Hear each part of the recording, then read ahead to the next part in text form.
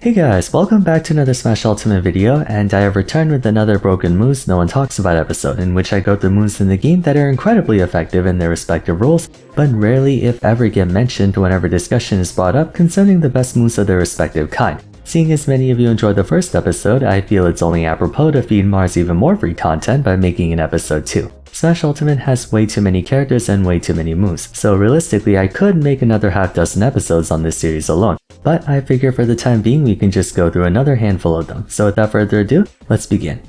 This one has been on the back of my mind for a while, and I think a couple of you guys requested it. Here I bring you King K. Rool's forward air. When it comes to forward airs, they're generally meant to serve as your workhorse aerial. Most of them are designed to simply attack the enemy in front of them from a distance. While a number of airs are known to be relatively slow but powerful, such as Mario, Cloud, and Sneak, airs are typically characterized by good startup and oftentimes good coverage, with many of them being effective ways to strike enemies in ground-to-air combat. If there's ever a criminally underrated forward air in the game, it would no doubt be this one. A nasty dropkick with a decently fast startup for a heavyweight coming out of frame 11, and being a heavyweight, the range on this attack is quite hefty, starting from just underneath K. Rool and extending all the way outward. It's even got a bit of a disjoint too, with the sweet spot being located at the end of his feet and jutting out far beyond that. Basically, it's a slower but meatier version of Diddy Kong's forward air, and it even has a long-lasting hitbox to boot, active from frame 11 to 17. In addition to being fast enough to use as an anti-air while having decent range and hitboxes, the real draw of this move is how strong it is. K. Rool's forward air does a massive 15.5% base damage. Unstalled and in 1v1 scenarios, you're looking at a staggering 19.3% damage forward air that, when sweet spotted, is only -5 on shield. You can use it as a rising or landing aerial too, and in the case of K. Rool, it's a great option for walling out any approaches or catching anyone trying to attack you in the air, since even if they manage to trade with this attack, few, and I emphasize few, attacks can do the same damage as this one, making any mutual exchange a benefit for K. Rool, especially when taking into account his weight. The sheer damage output of this attack is complemented by equally devastating kill power, being one of the strongest forward airs in the game and easily one of the best at closing out stocks off a straight hit. Though you don't see K. Rool himself using it all that much in light of how committal going off stages for him, were this on someone with a faster recovery, they could easily make use of this to edgeguard. Ironic how one of K. Rool's best attacks doesn't even make use of the belly armor. Next one's a very requested one. Let's talk about Ganondorf. Widely acknowledged to be the worst character in the game, the interesting thing about Ganondorf is how many strong individual attacks on his moveset. Back air might very well be the best of them. Ganon's back air is a prime example of a move that would be incredibly overpowered if it was on anyone except Ganondorf. On a frame 10 startup, it's decently fast to use as a punish option, especially if the opponent is behind him, and thanks to it pointing in a downward angle, it makes for an incredible landing aerial. On the subject of landing, Ganon can auto-cancel with it quite generously, as it auto-cancels after frame 22 and onward, pretty early, but of course the real reason behind this move's power is, well, its power. Ganon's back air is the second strongest in the game, only surpassed by Zelda's infamous lightning kick. Unlike her back air though, landing the full force of Ganon's back air is a fairly easy task. It has the sweet spot at the far end of his fist, but said sweet spot has priority over the sour hitboxes, I believe, making it pretty easy to land. When done so, you're effectively looking at a back air even stronger than Aann back air, dealing over 23% of full power, and unsurprisingly killing extremely early, around 70% in the corner with a bit of rage. None of this power comes at the expense of safety either, being -4 to -5 on shield, safe enough to be virtually unpunishable by the majority of the cast, especially if you space it.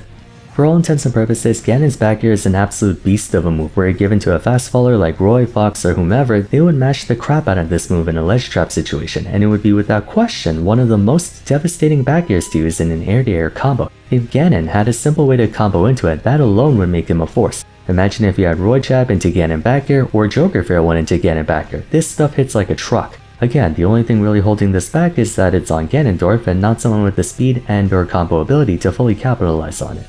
Having mentioned Joker, I figure we can go into him next. Joker's known to have a multitude of good moves that only get better with the help of Vars. Often when asked which ones are noteworthy, most people gravitate towards the likes of back air, which, to be clear, they're not wrong. Var's back air is potentially the best back air in the game, but there's one move in particular that I think needs to be bitched about a lot more. Up smash. Vars up smash in particular.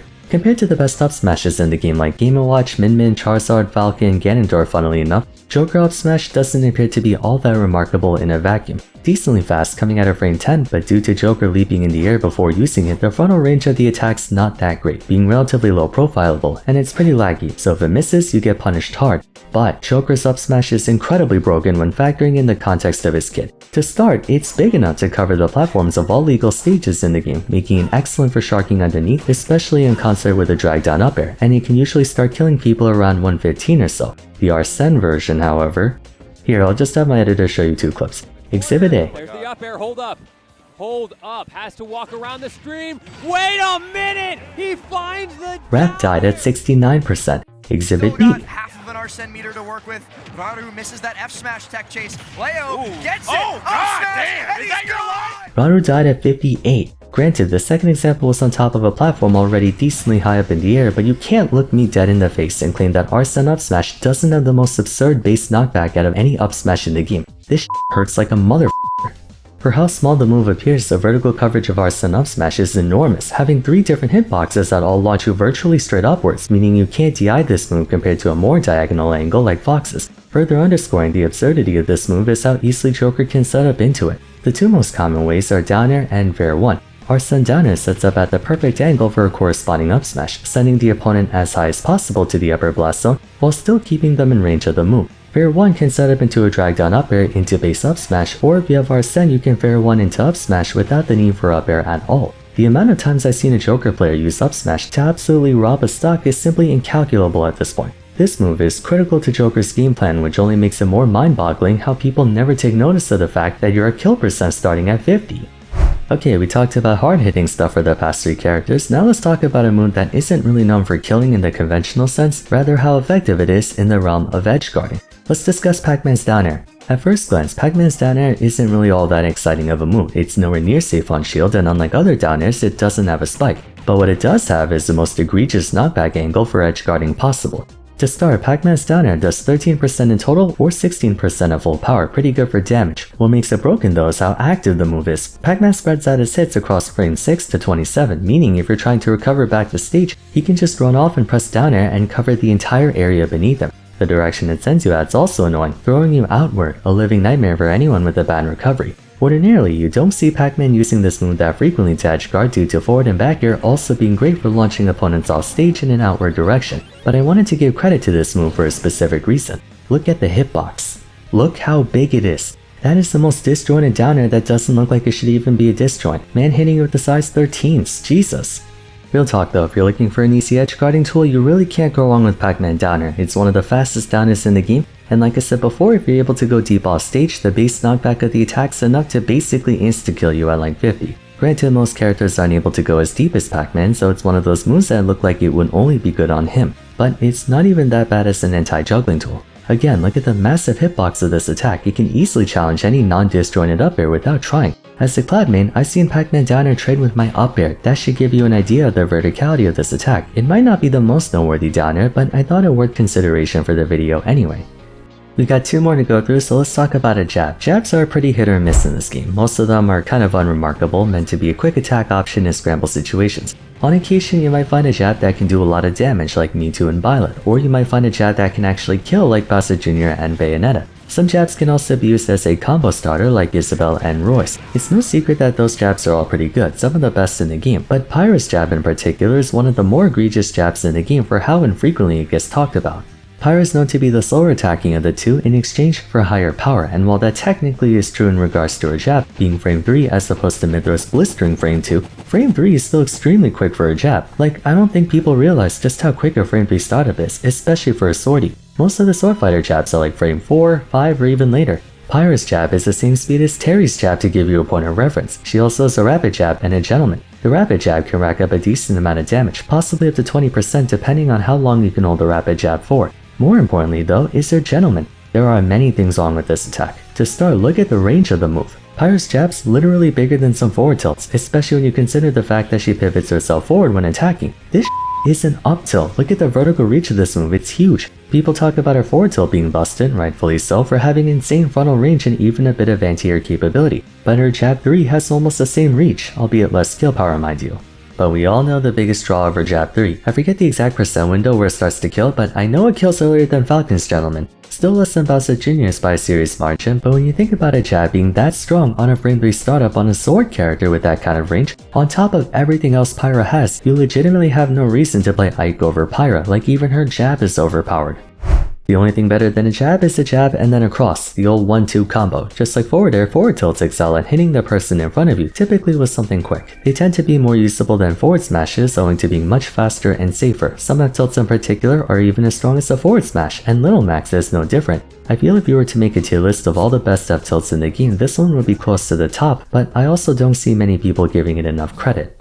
Little Max forward tilt is extremely overpowered, potentially top 5. It's one of the rare F tilts in the game that comes out at frame 4, and it has 2 hits, which means it can catch out spot dodges on occasion. Minus 17 on shield is not all that safe, including when you factor in range, so in that regard I can understand why people don't think too highly of it as opposed to an actual safe on shield F tilt like Lucas or Pyra's. However, what makes me appreciate this F tilt is that 1, it tramples, meaning even if the first hit clanks with the opponent's attack, the second hit will still go through, making it basically unchallengeable on the ground. Second, the kill power. This is one of the strongest F tilts in the game, and definitively the strongest if we go by speed. F tilts that kill tend to be on the slower end, like Wario, Sephiroth, Pyra, and Zelda. But Little Max F tilt comes out at frame 4, faster than even Mario F tilt, and it kills insanely early. I know I said before that it doesn't have much range, but that's only in comparison to like Sephiroth or Belmont F tilt. For a close quarters option, this one has deceptively good reach owing to Little Mac jutting out forward with each hit. Realistically, the only thing bad about this move is that it's not super safe on shield. Everything else though is incredible. I know when it comes to F tilts, people tend to look at Bowser, Sephiroth, Lucas, Min Min, Chrom, Squirtle, Mythra, what have you, but having Little Mac F tilt would be an insane upgrade to most people. Imagine if Fox, Mario, Captain Falcon, Falco, CSS, or any of those characters whose F tilts are just a kick forward that doesn't really do any damage or knockback had Little Mac F tilt. They would be 10 times more scary in scramble situations. Little Mac's grounded moves are quite impressive across the board, that's all he has going for him after all. But normally I hear people gushing about his up and down tilts more than F tilt. Basically it's a stronger Bowser Jr. jab but on a forward tilt. That is the easiest way I can imagine it. Like I said in my first episode, I can basically talk about stuff like this forever. There are so many broken moves in this game that are extremely good, but don't get called into consideration for top 5 or even top 10. Again, it comes down to personal opinion. Some people value attacks with more utility, like if they can 2-frame or if they can combo, while others prefer moves with good kill power and whatnot. I think it depends on the type of move, but either way, let me know your thoughts in the comments down below whether you agree or disagree with the choices I have, and as always, be sure to request any moves you think deserve a spotlight in the next episode. For the time being, if you enjoyed the video, a like and subscribe would be much appreciated. Don't forget to follow me on Twitter @Vars or join my Discord server, and why not check out my first episode of this series if you haven't yet. But till next time, thanks so much for watching, and I look forward to seeing you again soon. Take care.